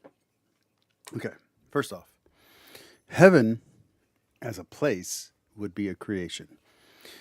Heaven as being one with God is a state of being outside of reality and time. The true heaven, being one with God, is outside of creation and outside of time. It itself is a creation, though. It is an alternate reality in a way. So everything within creation was created by God. In time, in space, blah, blah, blah. If true heaven, being one with God, is outside of time and space, it cannot be a place. And God is not in time. God is not in a place. If he is, he's no longer omnipotent. He's no longer ever present. He's now individualistic. He's now not animalistic. I always forget the word. The point is, I still can't remember it.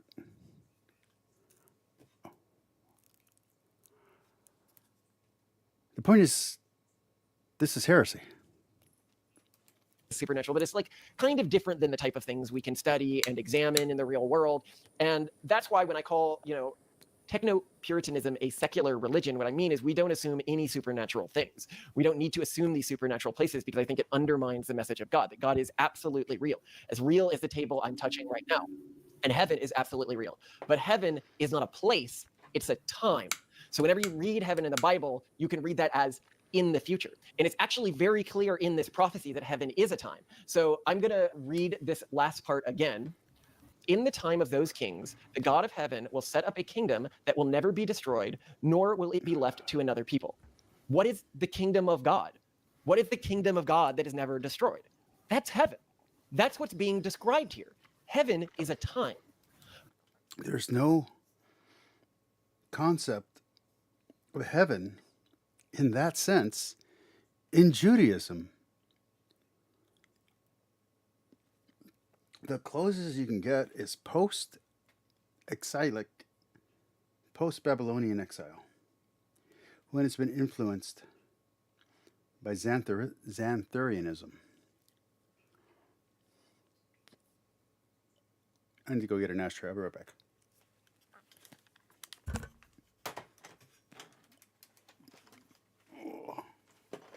No. In the time of those kings, the God of heaven will set up a kingdom that will never be destroyed.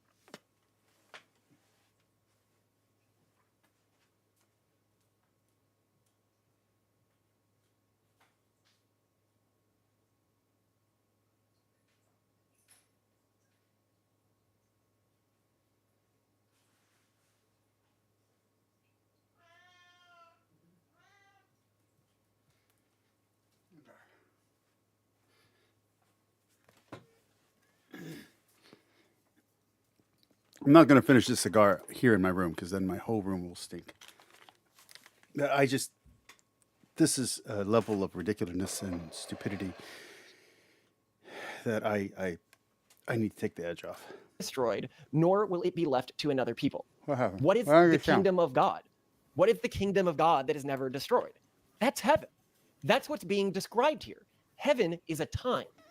But I am going to go to the summary here now. To summarize what we just went over, man is transitioning from his childlike transitional state, where he understands God through simplistic fairy tales, the same way we tell children about Santa and gives them strict rules, to an adult-like state. With adulthood came additional responsibilities, such as developing a clear understanding of reality and taking responsibility for the consequences of our actions. Quote, I was following the rules, end quote, is no longer an excuse for men of iron. So, any thoughts on that?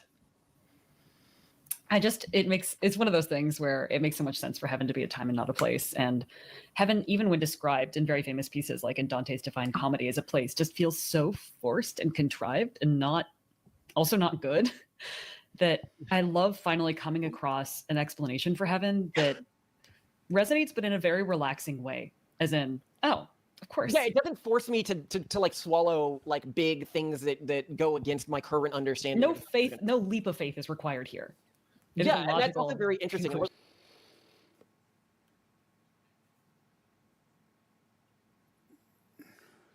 No leap of faith.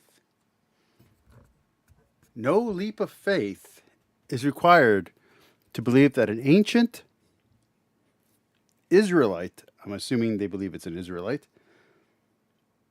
predicted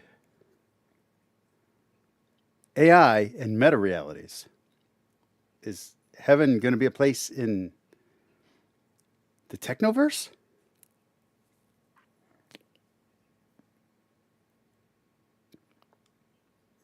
This is stupid.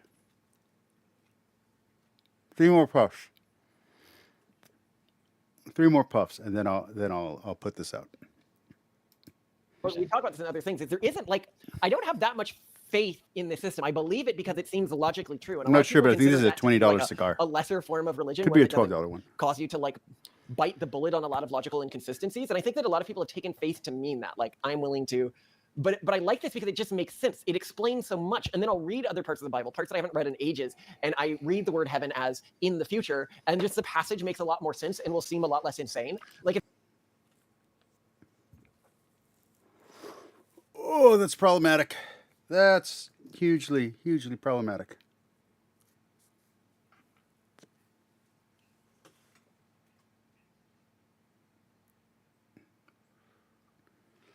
I thought I was getting heavy philosophy with Joe. Joe, we've gone into the realm of insanity. I don't smoke the fun stuff, but if I did smoke the fun stuff, this would be the time.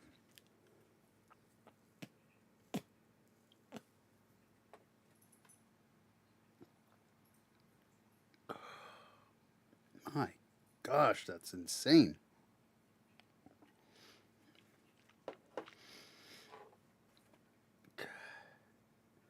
So let's ignore the ridiculousness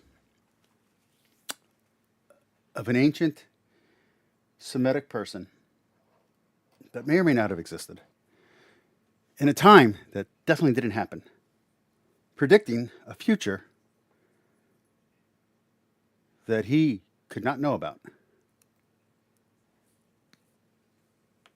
Let's assume that the Holy Spirit, with God being out of time,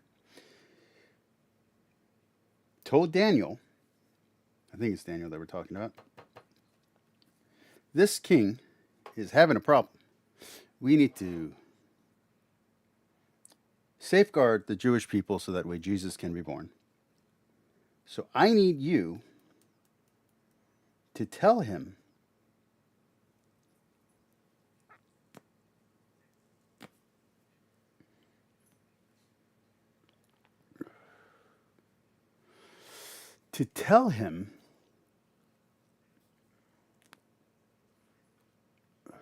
about silicone chips from America, Japan, and China.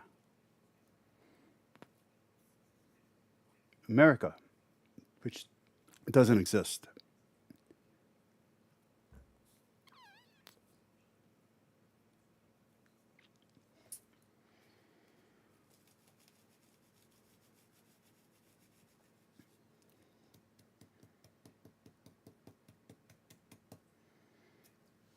It's a very expensive cigar. I think it's a $20 one because it tastes delicious. I'm having Jameson's, but I think this deserves scotch, and I didn't get scotch, but that's okay.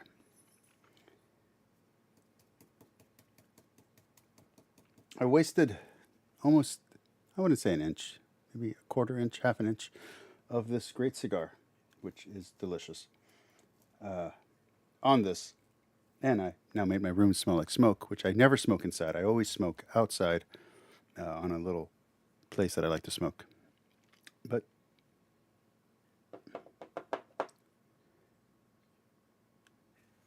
I was not ready for what he just said. I am now. Let's continue. It's really interesting. Like you will, your ancestors again in the future. Oh yeah, that makes sense. Our bodies will be recreated in heaven in the future. Oh yeah, that makes sense. You see all these lines, and they're no longer like insane things. They're like, oh yeah, that seems probable at the current level of technological development. But I just find it fascinating that all of this is in the Bible. In the Bible, in that it says the kingdom of God is a time. It's a time in the future. No, it doesn't say that. It doesn't say that at all.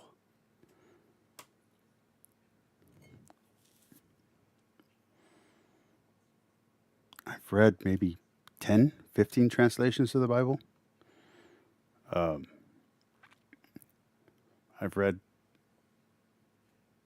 6, 7 commentaries on the Bible. I'm reading the Church Fathers right now. No. You are wrong, sir. You are wrong. Kip, Dan, anyone. Clip this part, not me talking. Clip what he just said. Do it for my stream. I don't care. And counter this. This is bad. And it's a time, and all of this crazy stuff. The men of iron, after the men of iron live alongside the men of silicon. Like, what? And there will be division between them because those two things don't go together? Like, how? Did he do shrooms? That's what I want to know. How did they, but they need to try. They need to try to create this kingdom because it is through their conflict that the kingdom of heaven is created. And I believe that it is through their conflict that better form of the men of iron is created, the post-men of iron people, the transcendent man. Okay. So if it's talking about the eras of man, I don't think it is, but let's pretend it is.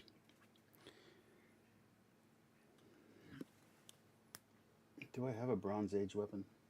I have a representation of a Bronze Age weapon. Oh, that's that one. There we go. Look at it. Bronze. Okay? This is actually rubber, but bronze. Okay? Bronze Age weapon. Incredibly flimsy. Can be destroyed very easily.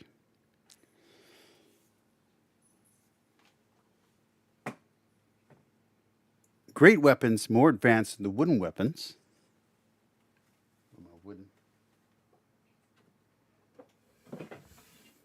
This will have to do for a wooden weapon. More advanced than the wooden weapons. The spear, the stick. The spear stays relevant for a very long time. But wooden weapons. When you get into the Iron Age,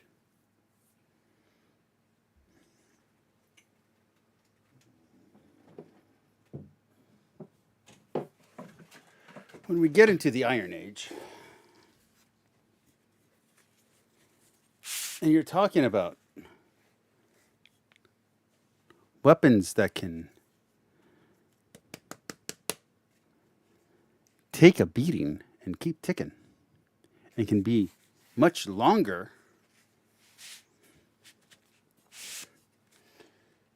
than their, oops, I keep picking the wrong one, than the much shorter counterparts. You now have a reach advantage. You now have a training advantage. You have an armor advantage because this can pierce through bronze. If bronze can't pierce through this, so anyone still using bronze or wood, you now have an advantage over. If you can figure out how to make really long pole arms, which is really hard to do, you now have a super advantage in reach. It's why the Macedonians were so powerful. It's the secret weapon of Alexander the Great. It wasn't just the organization and just the the phalanx formation. It was the length of their weapons could outreach and could kill the opponents because the Macedonian spears were so long. It's the advantage that the Spartans had. So against the Greeks, it's like you don't have a respect for ancient history or you don't have an understanding of ancient history. I don't know which. So I'm going to keep going here.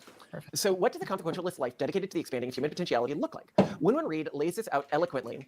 Up until now, I have been heavily censoring his writing to keep the quotes short and tight, but we'll go long with this one to give you a full context of some of the quotes that we have been using often. By the way, I realized that I insulted him earlier thinking we were going to be flirtatious, and instead I'm now just downright calling him crazy. So I now regret insulting him earlier. I still would love to debate him. But forgive me for insulting you because I'm no longer playfully critiquing you. I'm honestly critiquing you. You're just wrong. Linguistically, historically, chronologically, you're wrong on every level. Theologically, like you're really off base here. Reason I have been reading around these quotes will become obvious given that many in our audience are traditional Christians. I will note here that as I believe in iterative prophecy, I believe the prophets to be imperfect, and I think at the time Reade was unable to see the potentiality of Christianity to evolve. Oh, I should note here for our audience, we see Winwood Reade as a divinely inspired text and see it as sort of canonical within our larger biblical canon. And if you want to see why... Redeem Zoomer. Redeem Zoomer. Redeem Zoomer. You endorse these people as Christian. Would you like to take that back now?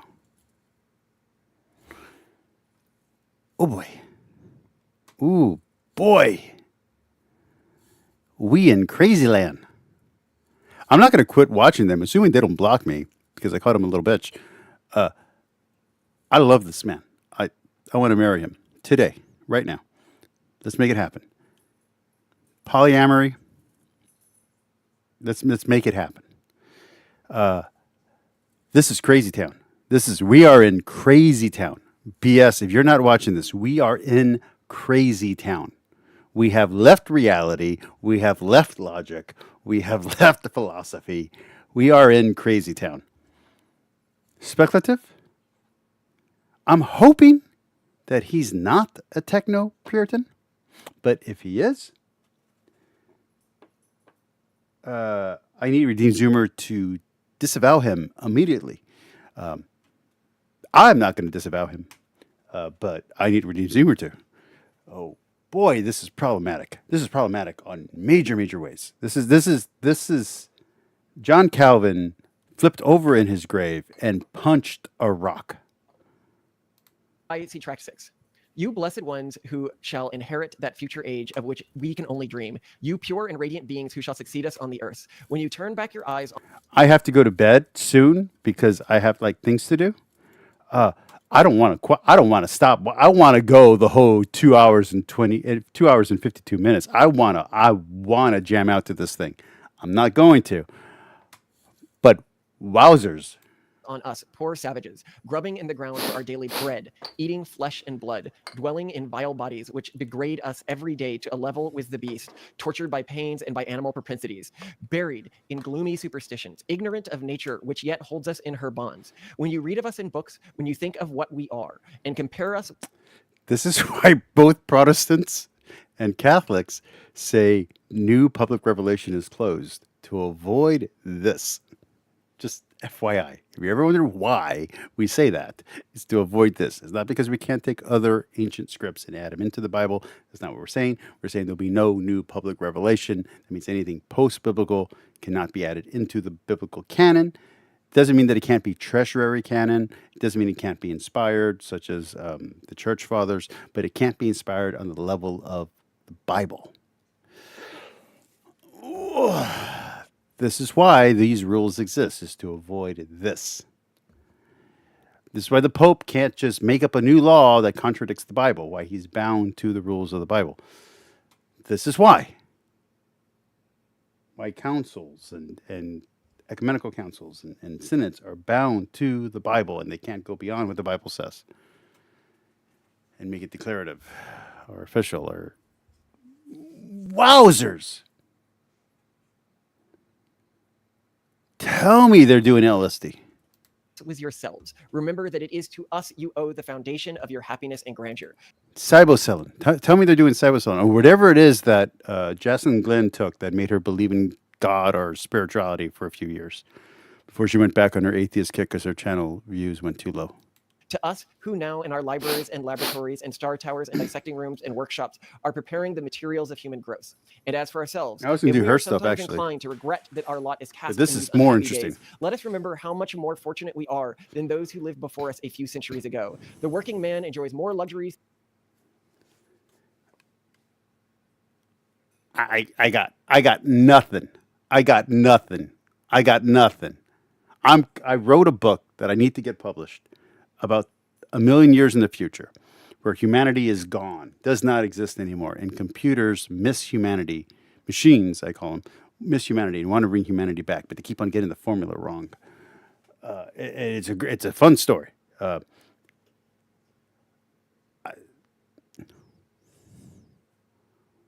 Wow. This is insanity. This is. I mean, they're not even thinking it's like, at least my story I think is fiction. This is insanity. This is beautiful. Anybody else want to just like lock him in a room and get him a piece of paper and just let him write out his thoughts? Just me. If you don't get it, that's a reference to Buffy the Vampire Slayer. That's not a real thing. Willow. Today than the King of England did in the Anglo-Saxon times, and at his command are intellectual delights, which but a little while ago only the most learned in the land could not obtain. All this we owe the labors of We other got men. 10 Let us minutes. therefore remember them with gratitude. I have Let to us cut them follow their off at some point so we can move on to the closing. Wowzers. Just, wow. example by adding something new to the knowledge of mankind. We're 42 minutes in and we skipped portions. Let us pay to the future the debt which we owe the past. All men indeed cannot be poets, inventors, or philanthropists, but all men can join in that gigantic and godlike work, in the progress of creation. Whomever improves his own nature improves the universe which he is a part. He who strives to subdue his evil passions, vile remnants of the old four-footed life, and who cultivates the social affections, he who endeavors to better his condition. Oh, this is cultic. This is cultic. This is brainwashing. This is propaganda. This is... Look, when there's a Jewish Christian stream that I did a deconstruction of, and I haven't done a deconstruction video in a very long time. And they went kaboom. They went. I titled this "Boom," by the way. Wow, was that accurate? After I exposed them, they disappeared. Not because of me, but like other people exposed them too. This is on a whole new level. This isn't Judaizing 2.0, 3.0, Judaizing modern sense. This is there's a level of insanity, a level of fictionalizing the Bible. This makes Mormons seem sane. Congratulations. You've made Mormons seem sane to me. You made the Book of Mormon, which I'm currently reading, seem more realistic. Thank you. More plausible.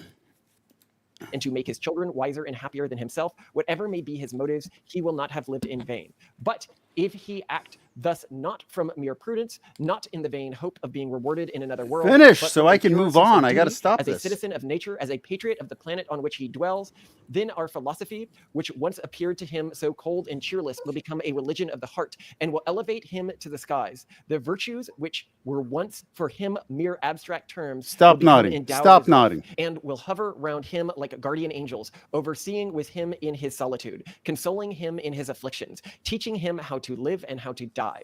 But this condition is not to be easily attained, as the saints and prophets were forced to practice long vigils and fastings and prayers before their ecstasies would fall upon them and their visions would appear. So virtue in its purest, most exalted form can only be acquired by means of severe, long continued culture of the mind.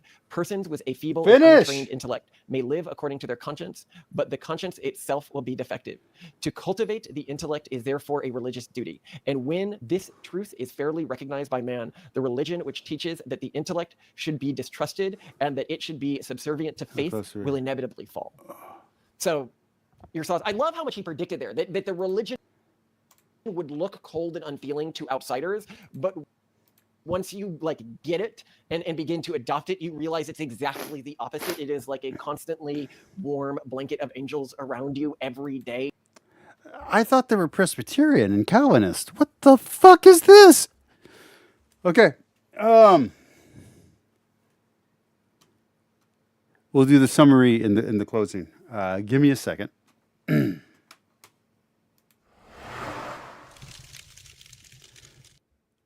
Techno-Puritans, do they exist? Are they real? Is it a troll? I don't know. I want to debate this dude. I want to debate him. I want him on my channel. I want this to happen.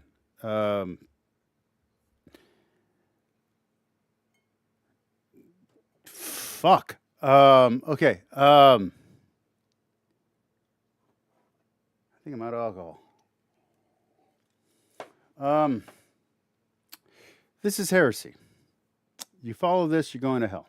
Just straight up. There's no two ways, ifs, kinda, whatever. Straight up heresy, straight up false prophecy, straight up evil. For real. Don't believe this. Don't think that the Bible's talking about America, Silicon Valley, computer chips, AI. Bible ain't talking about that. Bible's talking about salvation of the soul, talking about the Jewish people's relationship to God, and talking about the writer's understanding and interpretation of that history. If you want to recontextualize it as Jesus did with typology and have it all lead up to Jesus, fine, you're a Christian. Don't do this. This will make you look crazy and make you sound like an idiot when you're talking to scholars and theologians. That being said, this is funny, interesting, Scientology-ish, and I'm not done with them. Assuming they don't block me, I will continue to watch their stuff because this is interesting, this is fun, this is cute, this is vigilant Christian Mario levels of insanity, and we can have fun with this. We can debunk this. We can play with it. So I want to keep an active dialogue going on. Right now it's one-sided, but I want to keep them coming to this channel. I want to eventually get this dude, not the wife, because the wife seems more reasonable. I want this dude on this channel, and I want to argue with him. I like both of them. I really do. I think they're very interesting. I think they're very cool. I think they're crazy, but crazy ain't a problem for me. I'm okay with crazy. Toxica. I will date Toxica. Okay, I will do it. So this is fine. This is fine. But understand, for any Christian that's still listening that didn't get turned off by my very lewd joke I made earlier, or my language, this is absolute heresy, and you must avoid it. This will get you excommunicated. This is blasphemy. This is heresy. This is not okay. Okay, if you're Catholic, no, this is a no-no. Me making edgy jokes is not a no-no. This is a no-no. This is a no-go. If you're a traditional Christian, this will mislead you and take you way down the wrong route. This is Rasputin levels of incorrect interpretation. Okay. For everyone else, for the atheists who think that all this is nonsense, we're gonna have fun. We're gonna have fun with these people. We're gonna have hopefully create a relationship with this dude and get him on this channel. Good night. We have to call it a night. I got to go to work tomorrow. So, music. Craziness. The AI, heaven is time, is a time. And the Bible predicted AI and silicon computer chips.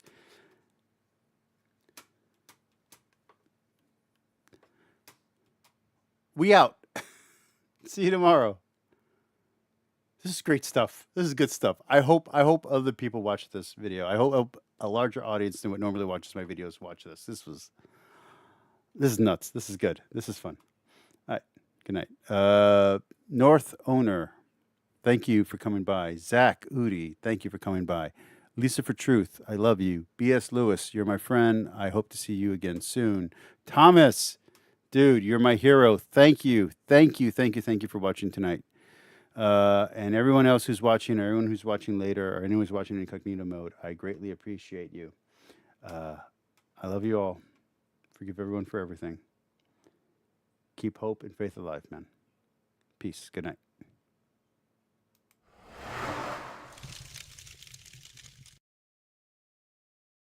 Urgency to find out what you want to be, but honestly, would you never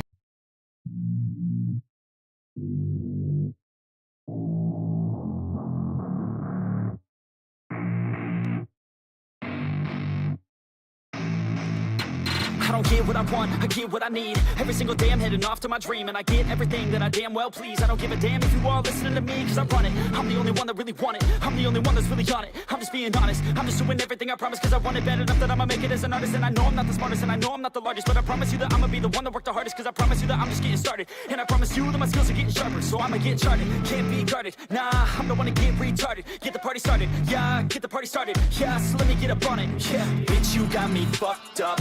I don't know what's up. Pour that shit in my cup. We bout to turn up. Crank this shit up so loud. Sounds like we're sold out in front of a whole crowd. We lose control now. Y'all take this shit too personally. Everybody got a different version of me. Everybody gotta be learning from me. Everybody wanna be working with me, and I feel like there's uncertainty and urgency to find out what you wanna be. But honestly, we change our minds constantly, so stop and breathe to find out who you wanna be.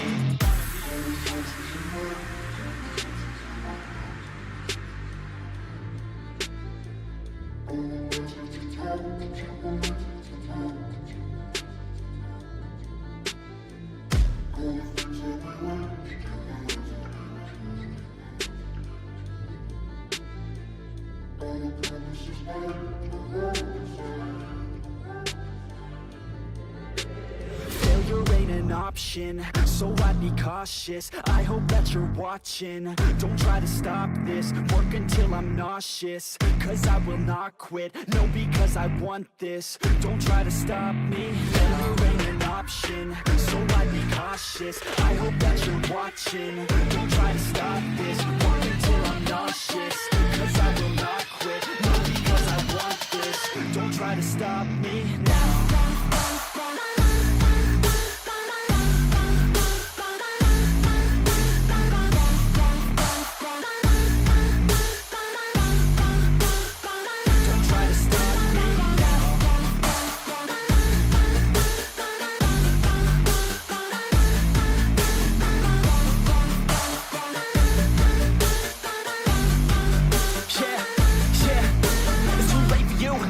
Me, I don't give a fuck if you got a college degree. Did you learn anything? Really worth anything? 200 grand later and we're not even working. Student loans worth more than what we're earning. Best lesson I learned is to keep on searching. Find your true passion and get to work. And better take action or you end up serving. Yeah, that's a fact. So you better clean up your act. So you better grow yourself a sack. And tell the world they can suck on that. Don't come back, pack your bags. You take a trip and don't relax. You hit the switch and just attack. You find your niche and make some racks. Don't hold back. Everybody wake up. It's time to break up with the life you made up. It's time to trade up. Live the life you want now, a life you don't doubt. I could give a fuck how. Just get your grit out. Wake up, man, this life is a blur. Everyone's got an opinion, so which one you prefer? Cause I'll give you one that's coming